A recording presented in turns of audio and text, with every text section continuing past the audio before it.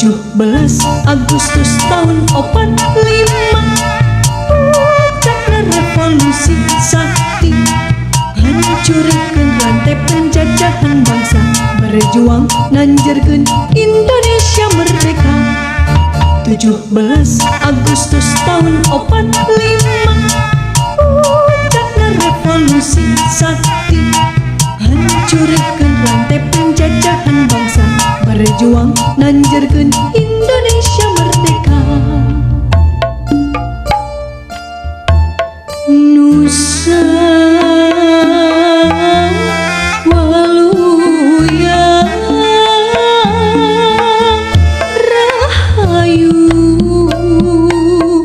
bangsa